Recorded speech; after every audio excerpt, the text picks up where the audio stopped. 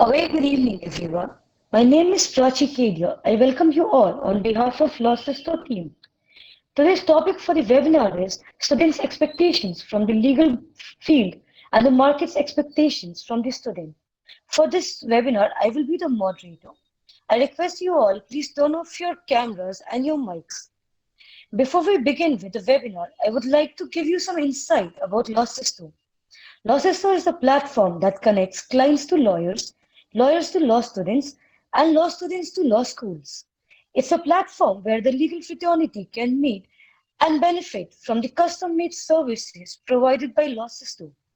To know more about our efforts, you can visit www.lawsister.com.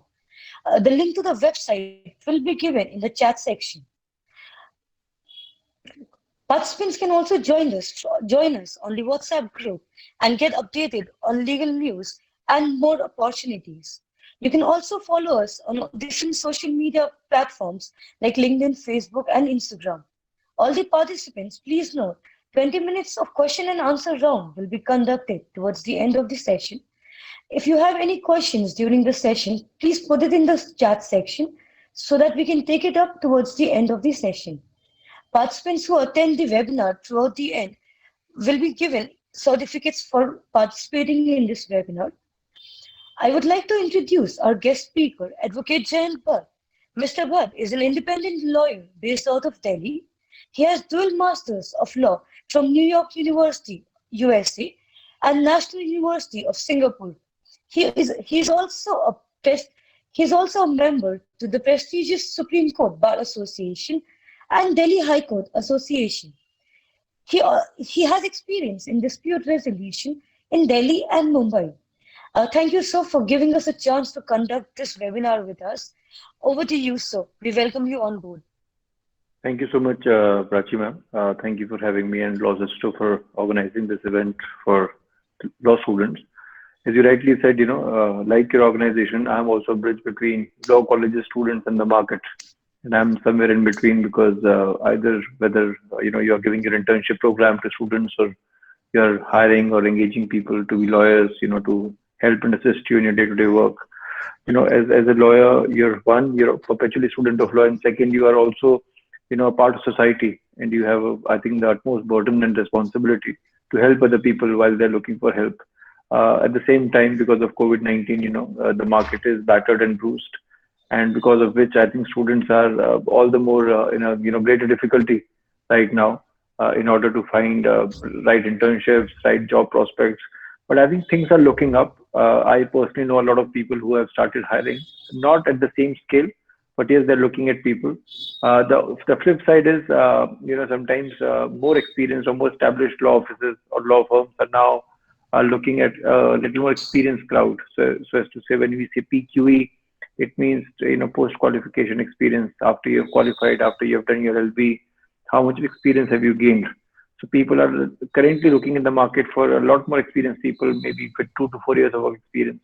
And that, I think, is another setback to a lot of fresh law graduates who are graduating this year in 2020. This is one of the worst year to be graduating, I would say. But at the same time also, a year where we can, all learn from how to go about in the market when the market is really down and out and, things are tough. So I think that is something that we have to, keep gauging and keep engaging ourselves. Before I go further, may I also request all your audience to start putting their doubts, their queries, their question and answers in the chat box, because I firmly believe that this session should benefit you. It's not about me as it is about you. So I know you're full of questions and answers, and I, on a day-to-day basis, I'm flooded with a lot of questions in my LinkedIn inbox, and I try to answer as many of questions as possible. But I, personally, sometimes it becomes tiring and difficult to answer each and every one. But I think through these webinars, we can try to take them on.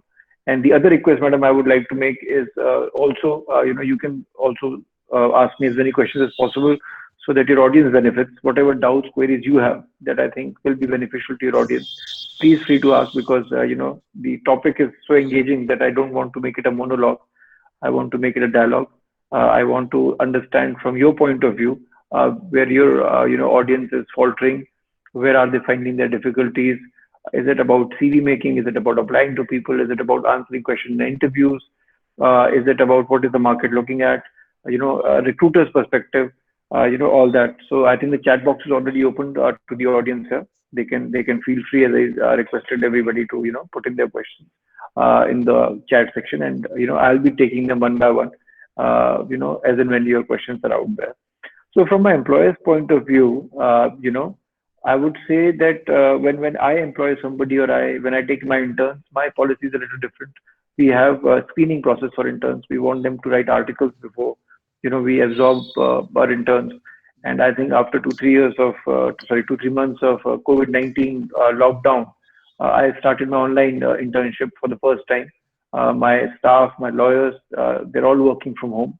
I do come to office daily, but it's a contactless environment. We are trying to appear before the court through VCs. We are trying to do internships online. We are trying to meet clients through Zoom or other online platforms. So things have taken a turn, and I think we have moved towards digitization. I think in a much faster way than we anticipated because of coronavirus pandemic. But having said that, have things changed for worse or for better? To my mind, I think the answer is definitely a positive. But we have to, take it in the right direction. So when I meet clients online, or when I'm talking to them, either over a telecon or through a Zoom conference or a meeting, that human touch is there. We are still able to gauge each other. We are still able to, understand each other's problem. What the client is trying to tell you. It translates very well even over the internet. I don't think that's a problem, because right now the paramount consideration is safety and security of people. The other queries I think I've been getting a lot over the past month or two through my online page on LinkedIn and even otherwise, is people are really scared. The young people, the youth, because they don't know what lies ahead of them. And many times, I've also been asked questions by certain people that they have gotten job offers, but they're not willing to take them because of 2-3 reasons. I think one reason that I'm told that they don't want to take is either it's not in the same city, sometimes it's not the same field that they would like to pursue, sometimes the money offered is not too much. So there are multiple factors, I think, that a young mind is grappling with in terms of even trying to get a job offer. So when somebody asks me those questions, I say, look, you have to follow your gut, you have to follow your instinct, and you have to do what is best for you. There are 2-3, I think, broad spectrum that we must understand. One, if a student comes from a background which is financially not very stable, my advice to them is, please then grasp the opportunity which has come your way, especially in these times, and start making some money. It's always good. But if you come from a family which supports you financially, and money is not a great consideration for you, then I would say wait for a better offer to come your way. If you think the stream is not of your choice, or the vertical or a particular branch is not of your choice, then wait it out. Market is eventually going to open and achieve normalcy. It's only a matter of time. We don't know. Maybe it will take 2 months, 4 months, 6 months. I don't know. But that doesn't mean that you stop learning. Please keep reading judgments. Please keep reading books. Please keep reading fictions. Whatever come, please keep yourself engaged in a constructive manner. And I think that is very important. So far as I think your CV is concerned, and how do you go about building CVs? I think there's a lot of information already available online, and even people who are in their penultimate year, in their fourth year, so as to say, or if they're in a second year of a 3-year law course, then a lot of online certificate courses, online internships are available across the country. I think technology has made it possible for a person sitting in any part of the country today to get connected remotely and start doing work. So I think that's a good move. Yes, obviously. The big question is, does it eliminate the human touch and contact? To a great extent? Yes. I find myself grappling with that, because when I am having interns physically in the office, I'm able to interact a lot more with them, as opposed to my virtual internship, where I am, because I'm hard pressed for time most of the time, I'm not able to speak to them on a daily basis, but I'm still, making an effort to have a video call with them on and off. So at least, I'm in touch with them. But my team and my team of lawyers, is in touch with them on a regular basis, trying to give them work and all. So I think lawyer offices have come up with new ways to keep the young ones engaged, to keep them motivated, to guide them, to give them a direction and a sense of belonging to a particular office. And I think all these things are very important when you're trying to navigate a young mind and trying to tell them, how they can go about their career, how they can go about applying to different law offices, law firms, organizations, what on and what not. But I think one advice which comes to my mind is that whatever city or village or metropolitan, you are in, uh, speak to your family, speak to your parents, speak to your family members, extended family, and if anybody, either they are into business or service, you know, so reach out to them, see if their organization has, any internship offer. An internship doesn't mean, that that any organization would not be having a legal internship. As far as I understand, every organization or every service industry grapples with a lot of legal issues.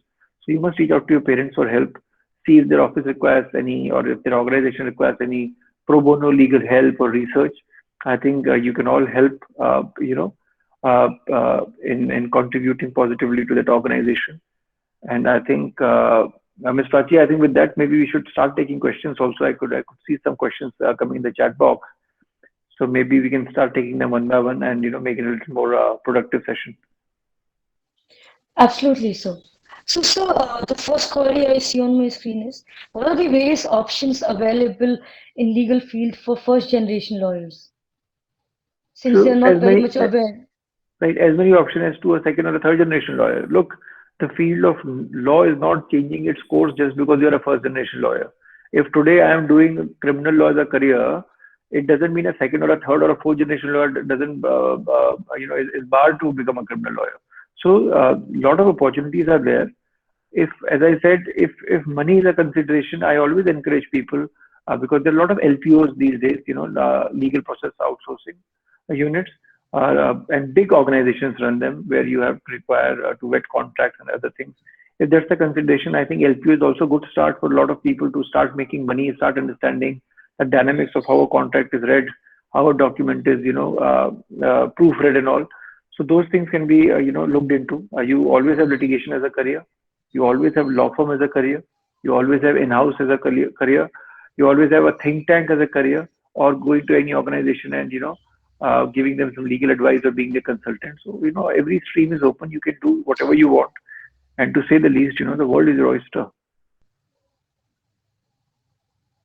So one question I wanted to ask was, for students who are fresh out of colleges, would you suggest them to go for uh, take up a job in a startup company, then going for already established one? Like many times we get to learn that the students who go for startup companies, there's a lot of work. The uh, the work is a lot, and it's not just in one direction. Whereas when you go in established firm already, you have to be a part of one particular department, and then you're learning absolutely everything with regards to that one particular department. In long run, what helps more? When you start your career, is it better to start with a startup company so that you're exposed to many options and it becomes easy for you to make a decision towards the end? Or if you already have streamlined that choice that you have to make, you should go ahead with that particular choice. Right. I think it's a great question. Let me tell you, what I think of law. Law people don't realize, but law in itself is an MBA. It's a master in business administration because you juggle with so many things. You are juggling with your clients, you're juggling with your own set of lawyers, with your team, the court system. If you are not even a court going lawyer, even, with other licensing authorities, government authorities, this establishment, that establishment. So you have to keep juggling with so many things that you become an MBA by default, if not by degree. So LLB, I think, enables you to become a master's in business administration anyway. Now, your question was, where do you start? Look, if you start with a startup or with a firm or with an office which is in a nascent stage and which has a lot of work, I think that's always a very good positive stride to have because you learn a lot of things. The moment you are given responsibility, the moment you are given a lot of work, imagine this. If today I give you 10 tasks, you at the end of the day have learned 10 new things. But if you're in a firm which is more structured, more established, which has different verticals, and you cannot jump between teams. For example, if I say there is a big firm with dispute resolution team, but dispute resolution further has four different subsets. One team is doing arbitration, the other is doing litigation, one is doing telecom, the other is doing competition, the other is doing corporate, disputes and all. So one team will not let you do the other work very easily, and that becomes a problem because it's too structured in a way. And I don't mean in a positive way, I mean in a negative way, because that some way, stalls your growth as an individual. And personally, I don't think that's the right approach. But let's say if you're working for Shah Rukh Khan's company called Red Chillies Entertainment, right? So whatever dispute they get embroiled in, I'm just giving you an example, whether it be copyright, trademark, intellectual property, licensing with the censor board, or any other PL that may be filed against them for defamation or hurting public sentiments, or whatever. So you will learn so many things at one go. But if you're doing only one vertical, if you're only doing one arbitration, one mediation, one type of litigation, not only will you get bored very easily, you will learn less than a person who is with a startup. So my advice to any young person who is starting out with his or her career is that if you are getting an opportunity in a startup or in a place or in an office which has hands-on work for you, it will help you in the longer run, because if later you want to go to a firm, you will have a much more richer experience with you, and and your chance of becoming a partner then are quicker, as opposed to a person starting out in the same firm. Sometimes they don't even become partner because they're stagnant with their growth. You will have to channelize your energies the right way. Thank you, sir. And the next question I have, sir, is that as there are huge pressures on legal system in India, so how could we continue practice as lawyers and not for earning, but to protect the human rights and justice for victims? Look, so nobody is asking you to stop protecting human rights, right? I mean, not every case needs to go to court. You can still fight for human rights by avoiding a unlawful arrest, by avoiding an act which is causing human right violation, by warning them, threatening them, or even sending them a legal notice. People take it very seriously. So it doesn't matter, or it doesn't necessarily need to escalate. Every matter doesn't need to escalate to a court matter. A lot of, like for example, in village you have panchayat. In panchayat, when five people sit and decide lot of disputes amongst the village, some may be pertaining to human rights, some may be pertaining to general disputes between land and cattle or any other village issue. So they are essentially also doing the same work as the court does. So you have to realize, when you see a human right violation happening, you must step in as a lawyer, because you are aware of your rights, you are aware of the rights of other people vis-a-vis the law which is already in place. So I think you must step up and try to protect. When you know that there is burden in the judiciary, your role become very active as to how you can give the right advice to the client to solve the matter rather than complicate it further. So the next question is, how can criminologists can make their careers in legal field? Criminologist. Well, Yes. I think legal field is huge. You can do whatever you want. Crime is not going to stop. It has always occurred, because so far as you will have the human civilization, you will have crime. That's a given. So whether you want to be a part of a forensic team, whether you want to be part of the prosecution, whether you want to become a judge yourself, whether you want to be a defense lawyer, whether you want to be an academician, there are lot many scopes. You can do whatever you want. You can pursue a higher degree in masters or do a PhD. So I think a lot of avenues are there if you want to pursue criminal law as a career. Sky is the limit. You have new things like forensic analysis of online fraud, cyber fraud, data protection. So many things are coming up, and crime always happens in these realms and domains. So you can do whatever you want. So, sir, there's one question with regards to the pandemic situation. What is that extra that a law graduate can do right now in this pandemic situation to prepare themselves to get a better placement or get a better job opportunity? And with regards to the market situation currently, where unemployment is high, people are asked to be let go, and how can we secure a position in the market even during this current pandemic? So what I have seen is a lot of student bodies like yourself and other youth organizations have come up, primarily because of two reasons. One, because we are all hit by pandemic, and everything shut suddenly and automatically. And second, what happened was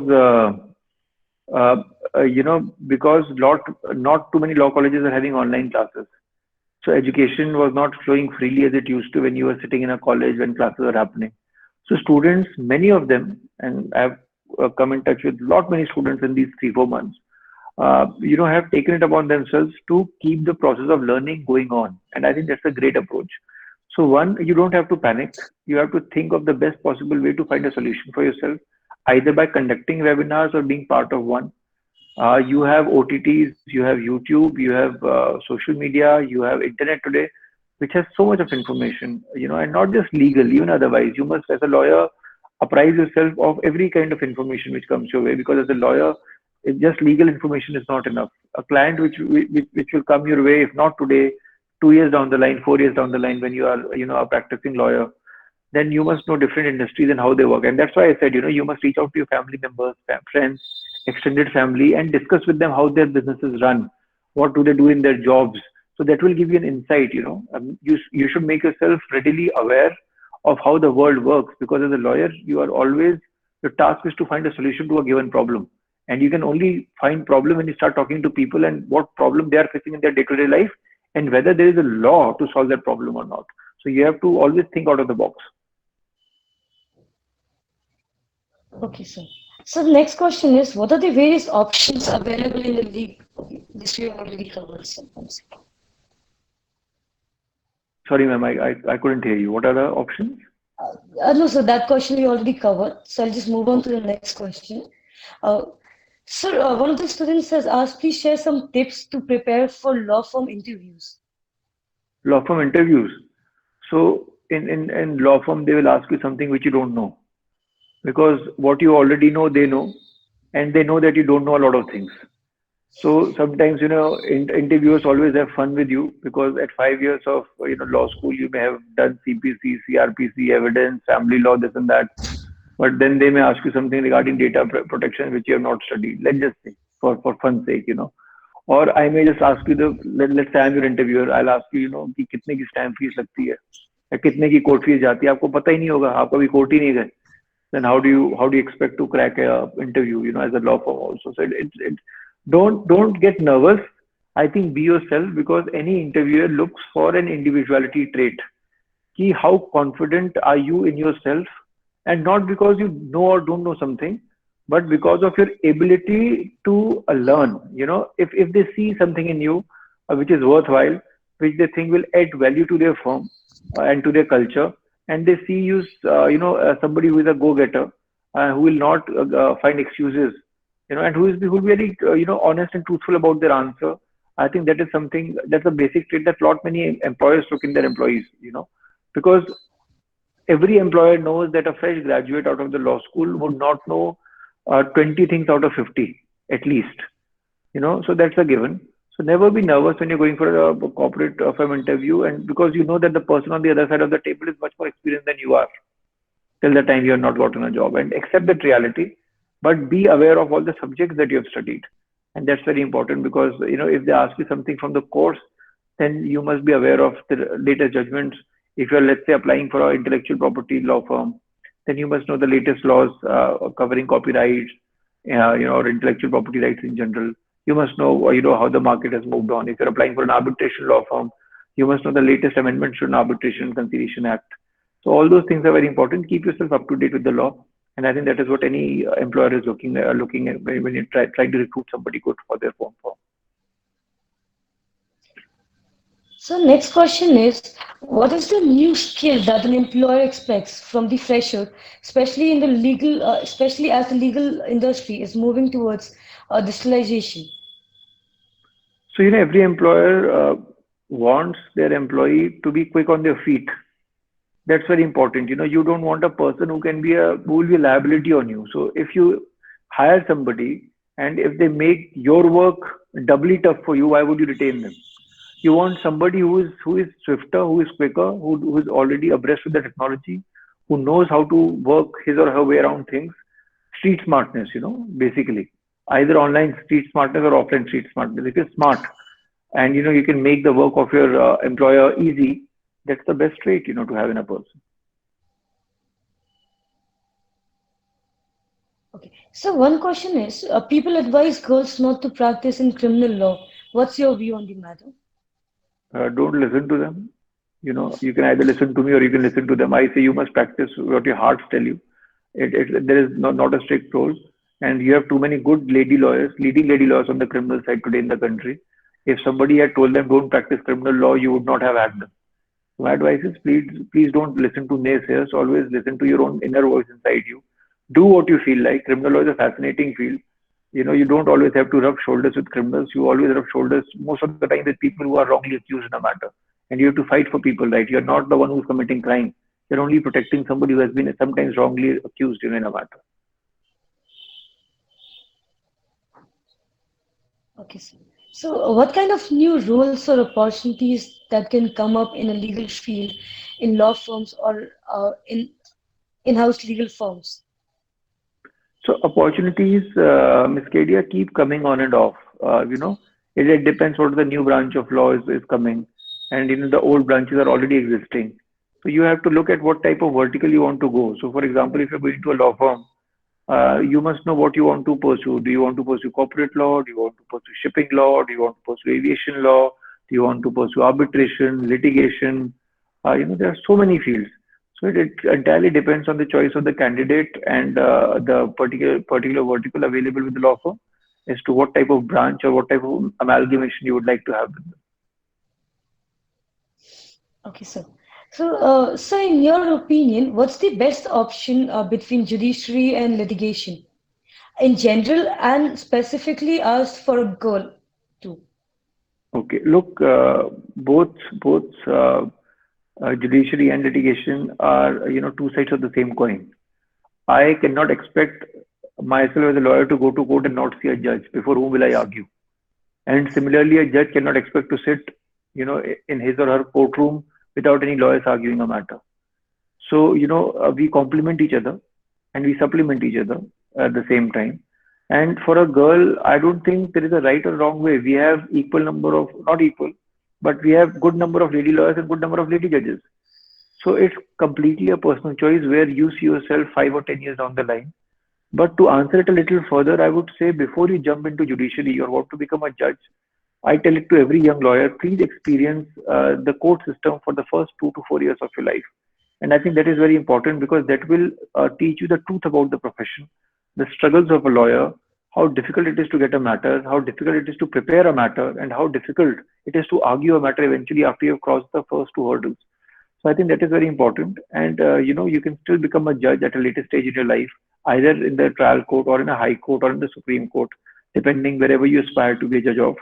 So there is no right or wrong, but I would always tell a young person who takes my advice, please do litigation for 2 3 years of your life if you want to be a judge. Understand the court system because that gives you a better overview. Why I tell you this is because if you are a lawyer, you have an opportunity to go before different courts and different judges. But if you become a judge yourself, you will be given a particular posting. So if tomorrow I make you Chalan wala judge, the only thing you will be doing is ordering for Chalan in a traffic vehicle act, and your learning will become very limited. But if you're a lawyer, you can go to a Chalan court, you can go to a magistrate court, you can go to a civil court, you can go to a sessions court, you can go to High Court and Supreme Court and other tribunals also. So that experience you must get before you want to become a judge. And it doesn't really matter if you're a girl or a boy. I would say it's very gender neutral answer that I have given because we need both and we need all, not just both, we need all genders to, solidify their position in the society and come together, with equal ease. So the next question is, does it matter if you start from a tier 2 or a tier 3 law firm as opposed to starting with a tier 1 law firm? No, it absolutely doesn't. Learning, as I say, is ever growing. Every day you learn something. It's something like this. Look, if from childhood you studied in different schools or one school and then now you go to college, did your school do you enough good, or if your, let's say, father was in a transferable job and if you studied in multiple schools, depending on which city they were posted in, doesn't really matter. Obviously a metropolitan gives you a higher degree of exposure. I'm not saying that it doesn't. It definitely does.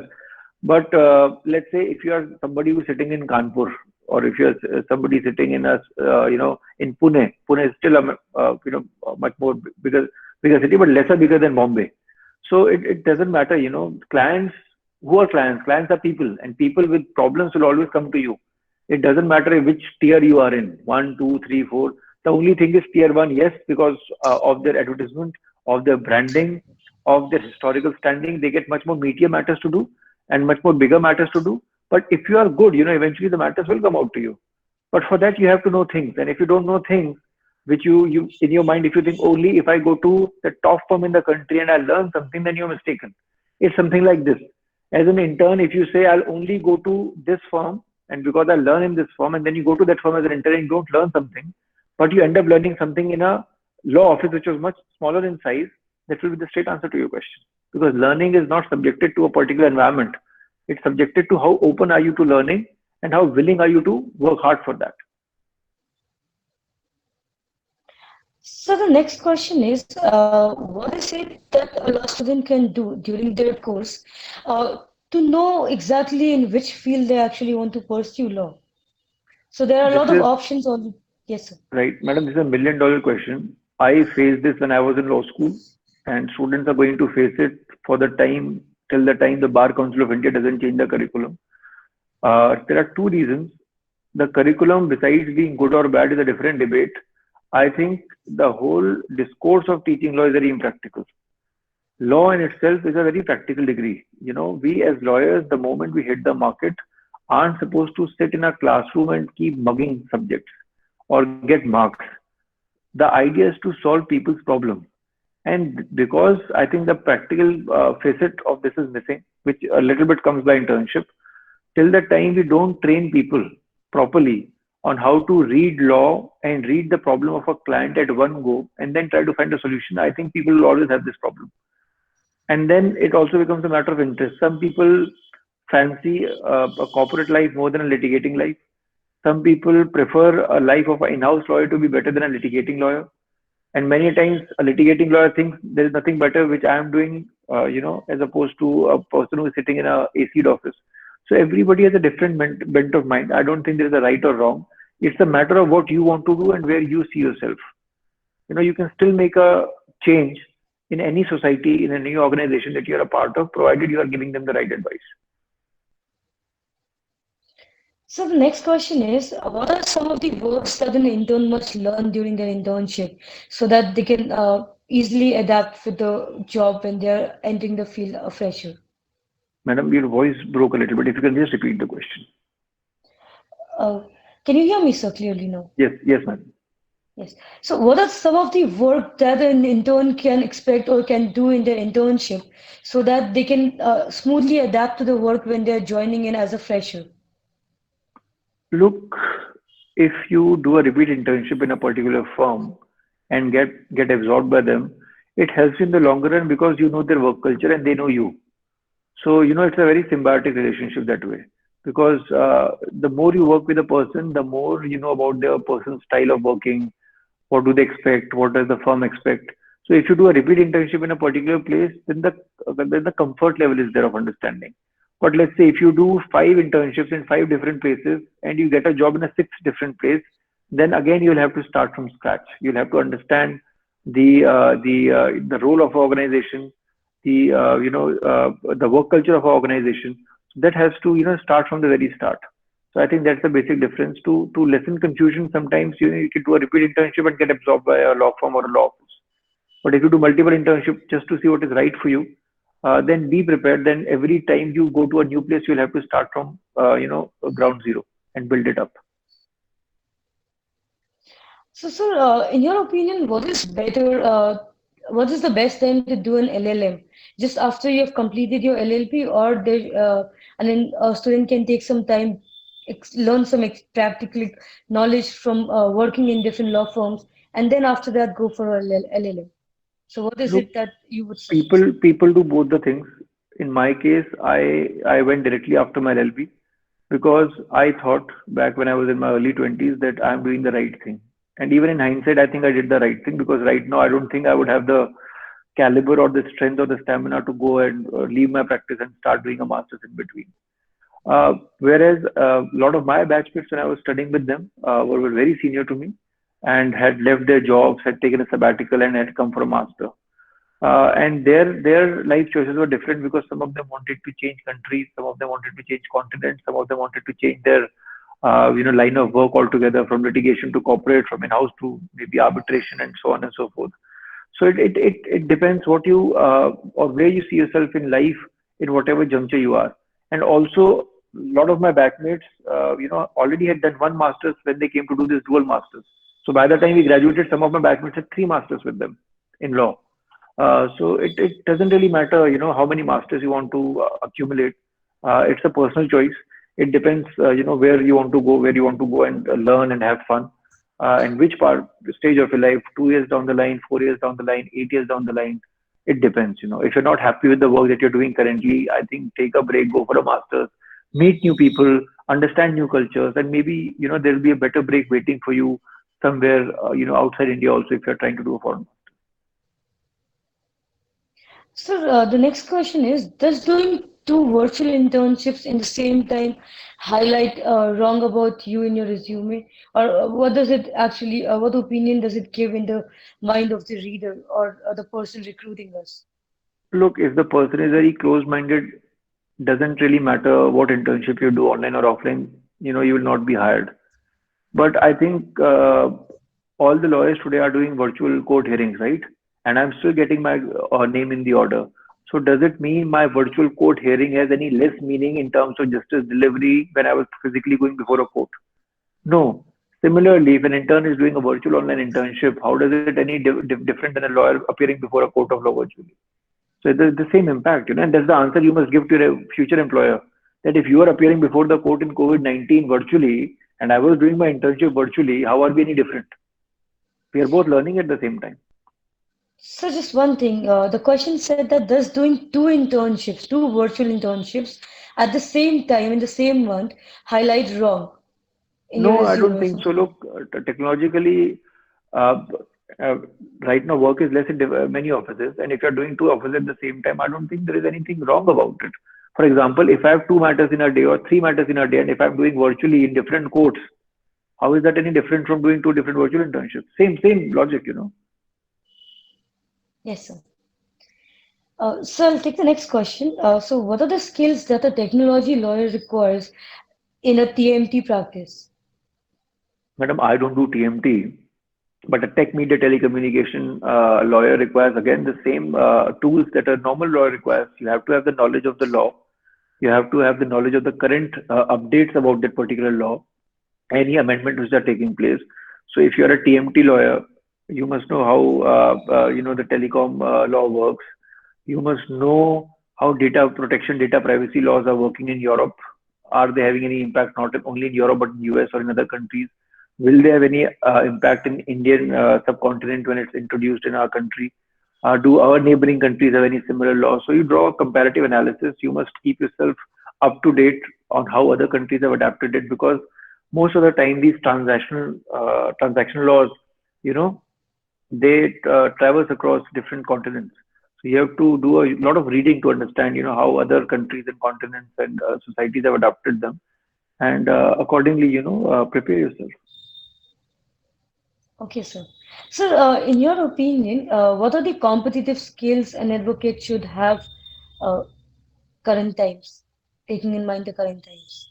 Well, and don't ever give up. You can't be depressed. You can't think that everything is doom and gloom. You have to look at the positive side, and you have to be extremely patient. Litigation, I'll tell you from my experience, and law in general requires a lot of patience from young lawyers. And in one of my posts, I think last week I had said, it was advice I was giving to a 20-year-old of myself, and where I had said, on my LinkedIn page also, that don't be in a hurry, because let's say if you're a sports person, if you're Rafael Nadal or you're Roger Federer, your peak will come when you're 25. You're a millionaire by the time you're 25. When you're in Hollywood, when you're in Bollywood, fame comes to you very easily because you're peaking at that time. In law, even when you're 40, 45, you're considered to be a young lawyer. It's only after 50 that people start taking seriously. Oh, this lawyer has spent 20, 25 years in the profession. Now he knows or she knows something about law, or the legal industry, or the legal fraternity. So even with my practice of 12 years, I'm still a very, very junior lawyer in the profession. And when you speak of big lawyers like Mr. Kapil Sibal or Mr. Falin Nariman or Soli Sarabji or Mr. Mukul Rodgi, those are really big lawyers, who have at least 50 to 80 years of practice under their belt.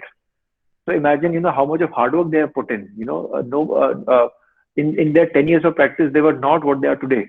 So it takes a lot of time. It takes a lot of patience. So please don't be in a rush. Learn from, history and historical advances of different lawyers in every country. I can't think of any lawyer in 5 years of practice who has made a huge name for themselves. Unless you have gone a different vertical altogether. But things take time because experience in our industry comes with a lot of ups and downs. You have to understand a matter, you have to learn a matter, you have to see how to prepare a matter, you have to see how to deal with a client. So it's not that easy as and even when I talk a sports person, they start very early. They start at the age of 4 or 5 or 6 years to start training. So what you see a 25-year-old champion doing, their training started 20 years ago. So similarly in our field, when you start practice at 24 or 22, whatever age you are, by the time you're 44, having spent 20 years at the bar, people say, oh, now he started his practice, now he knows, because he has 20 years behind him. So our profession, we are always very late because in sports, you don't have to read and write. In law, you have to understand reading, writing, and a lot of, internalization has to happen. It's not as simple as hitting a racket. So next question I have is, if a person wants to go for a corporate practice in future, but is it okay to intern in other teams as well as to explore opportunities? Since we usually see that when we apply for top corporate firms, uh, there's a requirement that it provides is that she or he uh, must have interned at least 2 or 3 good corporate firms. Look, it's a weeding out process. People who don't want to have you will never have you. Let's get that thing very, very, straight. Firms, unfortunately, the top firms sometimes have this criteria of either hiring from top 4 or 10 colleges of the country, or they would prefer a person with a master's abroad. So they want you to work hard for them. That's how law firm works. It's a business at the end of the day. If you can make profit from them and they see that you are from a top law school in the country, few things are given. Given as in, okay, you went to a law school, top law school in the country, which is understood that, okay, you must have cleared CLAT with good marks. And because that particular law school has a great infrastructure, a good faculty, so you must have been taught well. Those are few givens. But should that deter you? Uh, I don't think so. But because firms already have these blocks, to keep you away, then why would you like to go to them? That's my question to you. Let them come to you when the time is right. If you and today more so, in 2020 and thereafter, things are rapidly changing. The things that were and the things that are going to be will see a sea change of difference. I don't think so many lawyers were threatened 20 years ago as they are threatened from the younger generation today. Because everything has come online, everything has become digital. Initially, if a lawyer did not come from a financially well off background, he did not have money to buy books. Today, he can subscribe to a Manupatra, or if his college has a Manupatra, he can go and read so many judgments online, which was not available to a lawyer from a poor background 40, 50 years ago. So things have changed. The knowledge is no more, a property of the few. Knowledge is, all around us. It's up to you how you take, the best leap forward, and don't get fixated on these firms only. There are so many other good law offices which will teach you and which will pay you, in a much more greater measure than just a few handful of the firms. So, what all should be done in order to pursue litigation after college for an advantage for an average student? Madam, it doesn't matter if you're an average student, below average student, top student. Do litigation because you want to do litigation. Do law because you want to do law. What is average? Average is something which your teacher is deciding for you. I, as a lawyer, don't decide if you're average. It's the Bar Council of India's guideline saying that 50% is passing a pass mark, 60 may be first division, 75 will be distinction, 80 and over is excellent. These are academic benchmarks. So don't think, and most of the good lawyers are mostly backbenchers. I must tell you that because then they become very practical in life about how to bunk classes and how to give the right answer to the faculty, and so on and so forth. So don't ever say that you're average. We are all unique in ourselves, and we must hone our skills accordingly. I agree, sir. Absolutely, I agree with that. So next question is, how much the minimum experience for to start? So one second. So how much minimum experience a person should have before they can start their own practice? And I what are the think, yeah, things yeah, sorry, please complete. and what are the things that is important for them to learn before they actually start their own practice? Look, I think at least give yourself 5, 6 years. I gave myself 6 years before I jumped into a private practice. Some people give themselves at least a decade. Some people give themselves 6 months. So there is no fixed time period, but I think 5 years is a fair time at least to work in different places to learn things. I'm not saying don't be confident about your own skill and your own self, but if you work with different offices, when you work with different people, you learn how not to make different mistakes, and I think that's a big plus when you're starting your own practice. Look, if you start your own practice, by all means start it, but then you will keep committing a lot of mistakes when you're starting out, and you will lose a clientele, and that might eventually lead you into depression. And that is something I would not advise my young audience. Please don't fall into depression, because depression happens when you think too much of yourself. And the moment you start thinking too much of yourself, you start committing mistakes with the clients leave you, and your practice suffers, and then you go in a down syndrome. So that should not happen. And that's why I tell people, please, have as much experience with other people as possible, learn from their mistakes, and then start on your own. Okay, sir. So, so can mood courts really help to to that extent to practice litigation? It And helps you, it helps you how to hone your skill, think on your feet, read a problem, understand a problem, research a problem. It really hones your skill. I was an active motor at my time in law school, and I think it has really and immensely helped me in my career. so, what if a person has not participated in mood courts or does not have real experience in mood courts? So, what are the skills that they can actually work on to enhance that? Then work doubly hard, intern with the different lawyers. It's something like, if I've not been to a national school, what should I do? I just tell people work doubly hard, be at the same level at them. So if in your college you have not done moot court, and if you think you're missing out, then go intern with a lawyer and go do any other moot court that you get a choice of. I'm not saying you're missing great deal in life, but it's definitely worth a good learning curve, that you must have, in your acumen if you're aspiring to be a litigating lawyer. Sir, the next question uh, is it ideal for a fresher to pursue litigation in the time of COVID-19, especially when virtual hearings are going on? Will it give them exposure that a practical hearing, a physical hearing does? Look, I always get this question, and let me answer you like this. I'm sure all of you watch Netflix, Prime, Disney Hotstar, or YouTube. I'm, sure most of you must be online watching at least YouTube, if not other channels or OTTs. When you watch YouTube and when you watch videos of your choice, do you not learn something from them? If you can learn something from those videos, why would VC not teach you something? VC में भी तो वकील और जज बात कर रहे हैं आपस में, आप क्यों नहीं सीख पाओगे? अगर physically मैं कोर्ट जाता हूँ, or if I was an intern and if I'm standing behind my senior, I'm still learning. I'm not arguing anyway, right? I'm learning. I'm learning by observation. Then why can't you learn through VC? आप अपने computer में ही तो बैठ के चीजों को सीख रहे हैं.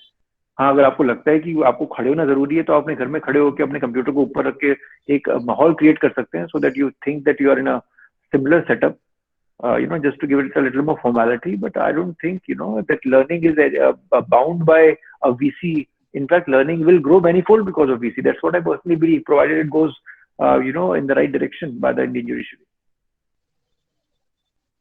So, one question. So, what's the benefit that you actually get by doing LLM? Because you anyways are doing a 3 years or a 5 years law course. So, what is It's it's that a additional? It's a knowledge bank. It's an academic course, and no knowledge goes for waste. I did two masters. I don't think I crib about it.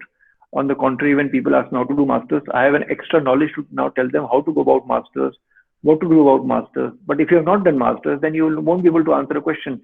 Then you will say, no, everybody says master is a waste of time. Don't do it because you haven't done it. It's something like, that fox story that the grapes are sour. So it's not like that. I can give you advice today because I learned something from my master. So nothing goes for a waste. If somebody has done a PhD, they will tell you what are the advantages of a PhD. So it depends from person to person. So, one question came in so this is why young lawyers are paid less by seniors in their chambers in initial days. You have to understand, madam, two things. One, if you are working with an individual lawyer, Unlike a firm, that individual lawyer is not making too much of money. People have this thinking that lawyers make a lot of money. Yes, some of lawyers do make a lot of money, but they are really big names and big lawyers that you have heard of. But does that mean that they do not have any other responsibility? They are paying their staff, they are paying their lawyers, they have other, if they have a rented office, they are paying rent. This is not taught in law school. What are the expenses that a lawyer is incurring? And lawyer is not your enemy by paying you less. Nobody is wanting to deliberately pay you less or not pay you. The idea is a lawyer will pay you to the best of his or her capacity.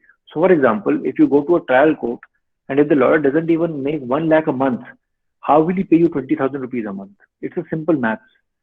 If you go to a grocery shop, if the grocery shop wala next to you is not making the same amount of money as Reliance Mall, do you think he'll be able to pay you the same salary as a Reliance employee is going to get? So the same principle applies to our industry also. Lawyers are not your enemies. If they were your enemies, they will not even retain you and absorb you in their chamber. So think of things differently. It's important that this information goes out and people understand the things from the right perspective. I agree, sir. So one question I had. So recently I was scrolling through LinkedIn. I saw one of the posts made.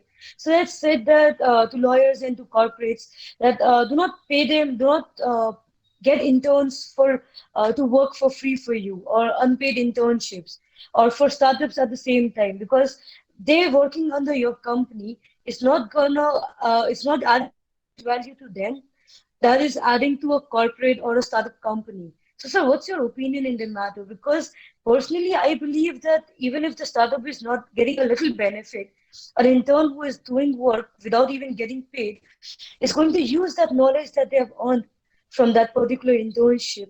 And later on, when they're actually practicing, maybe for a paid internship or for any other, like for a full-time job also, this is going to add value to them, is what I believe. So I just wanted to understand your opinion on the matter. Look, there are two things that you have to look at it. Number one, the concept of internship, at least legal internship in India, is very new. When I was in law school, my law school only said, please intern when you're in your final year. So it was a compulsory internship in your last semester. But I interned from my year 1 to year 5 only because I wanted to learn something. There was not an expectation that I need to be paid. The only internship I got paid was my first internship, which was with the International Labour Organization. It's a UN body because it said ILO, International Labour. They had labor compliances, labor guidelines, and they valued my labor, so they paid me a basic stipend back then. And that was my only internship in which I got paid. I did my other internship, which taught me a lot of things, but I was never even paid a dime. Neither did I expect that they will pay me something. And why should they pay me something? Right now, I'm a student. I'm studying in a college. You know, do you ask your education institute to pay you because you are going there to get educated? Then why should an intern are you going to a firm and asking them to pay you? Then the reverse principle should also apply to education institution. Ask your law colleges to pay you because you are, getting the teachers learn from you. आप भी तो teacher की मदद कर रहे हो वहां पे बैठ के पढ़ के आप भी तो उनकी सैलरी मदद करते हो तो एक कमीशन आप भी ले लीजिए वहां से बैठ के क्या परेशानी है so the same logic applies it goes both ways learning comes at a cost and for learning you have to be open minded you can't hold ransom a lawyer or a company or a law firm कि आप मुझे पैसा दीजिए तो मैं internship करूंगा मैंने आपको इंटर्नशिप करने के लिए नहीं बुलाया था आपने इंटर्नशिप अप्लाई किया अब आपको करनी है तो आप कीजिए आप काम सीखेंगे और आपकी एम्प्लॉयबिलिटी कल मार्केट में होगी education and internship is a step to make you employable. It's not the other way around. I absolutely agree, sir.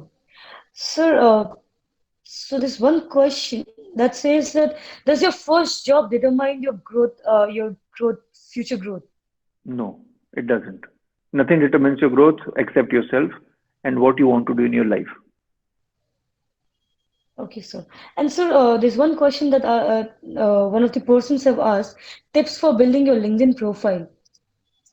So, keep engaging with people. Please write good and positive messages from your own life experiences. I think that is very important because you have to be original in your post. बहुत सारे copies घूम रही है market में आपको copy नहीं करना है.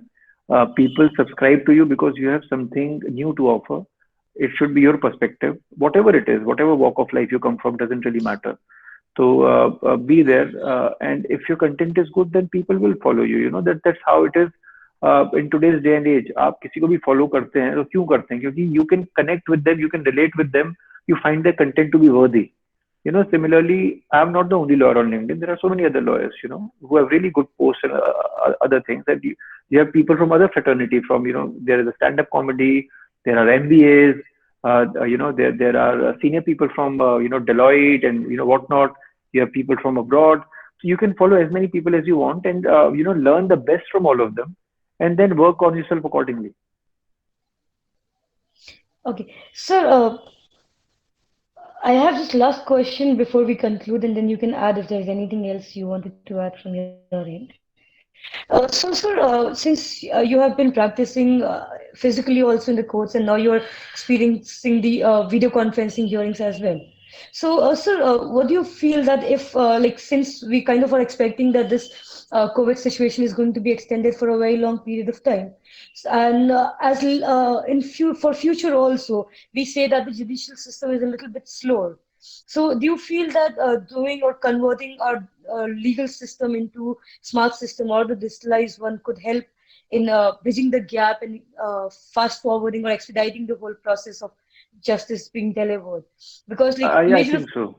See, I think VCs are a great step forward, but I'm also told that VCs are not happening effectively outside Delhi or outside metros because the infrastructure is lacking.